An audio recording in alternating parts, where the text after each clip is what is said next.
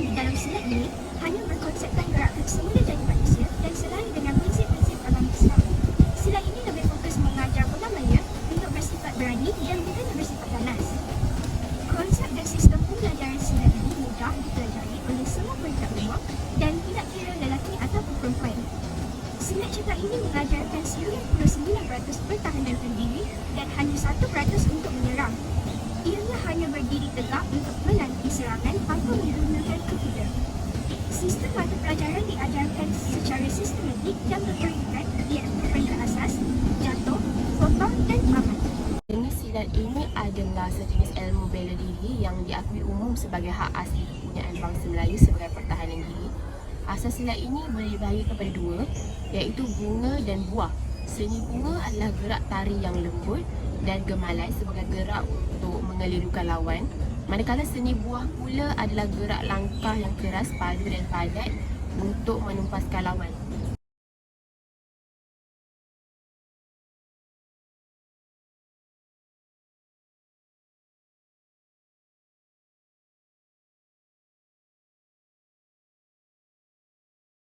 Okey, dalam kungfu ada beberapa bahan yang lebih popular di utara dan di selatan. Okey, antaranya di utara ialah Shaolin, penubuk panjang, Inggil Chow dan gaya monyet.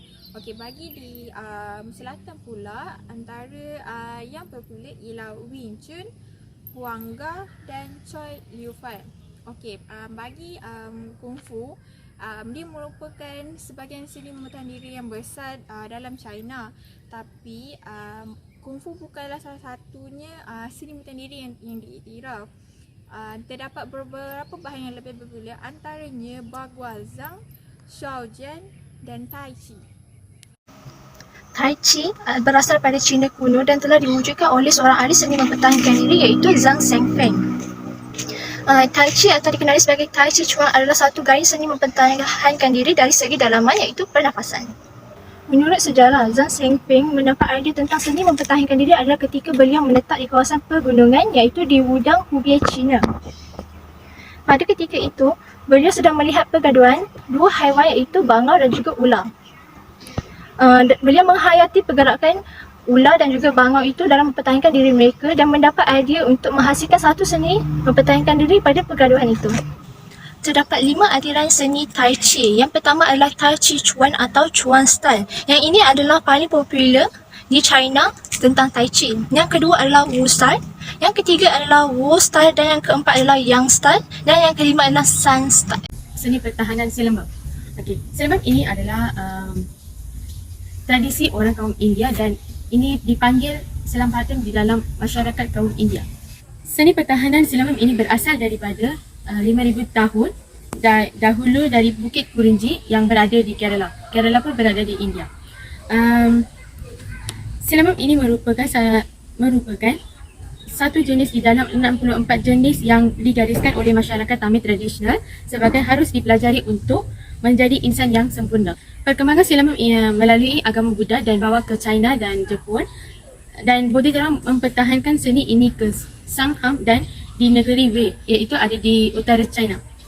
Seni perkembangan selembab ini berkembang di Asia Tenggara pada tahun 1000 hingga 1500 tahun ke lalu. Selembab ini bermaksud pergerakan tanpa senjata dan senjata seperti tongkat kayu, pedang dan tombak.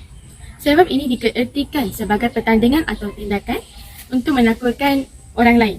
Dan selembab ini juga mengadakan kelab selembab. Kelab selembab ini berkembang semasa perkembangan agama Hindu. Seni mempertahankan diri bagi masyarakat India iaitu Warmakalai. Bagi orang Tamil, ia panggil sebagai Warmakalai.